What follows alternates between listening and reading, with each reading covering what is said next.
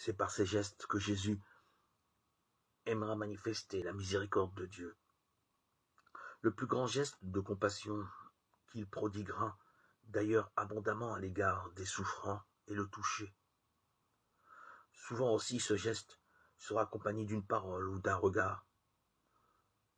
Bon nombre de guérisons des évangiles font intervenir le geste qui consiste à toucher le malade. À travers ce geste, Jésus manifeste là encore son cœur de compassion et semble souvent stimuler l'espérance des foules. Une force sort de lui, souvent à travers ce geste, mais c'est plus que cela. Et les malades le pressentent bien, ils se rendent proches, ils se donnent par amour dans l'action de toucher. Si bien que certains, telle la femme qui était en perte de sang, cherchent moins à être touchés qu'à toucher eux-mêmes.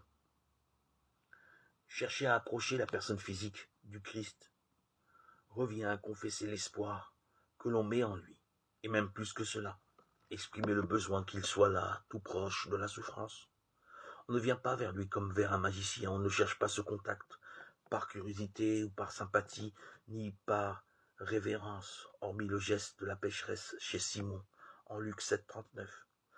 On vient à Jésus par besoin d'être soulagé, certes, ou de recevoir une bénédiction, mais plus encore parce qu'il sait se rendre proche, compréhensif, compatissant. L'homme plongé dans une quelconque forme de souffrance sait intuitivement d'abord se tourner vers celui ou celle qui saura se faire consolant, confortant, miséricordieux. C'est pour cette raison première que l'on souhaite toucher le Christ, ou que ce dernier touche de sa propre initiative les différents lieux de souffrance.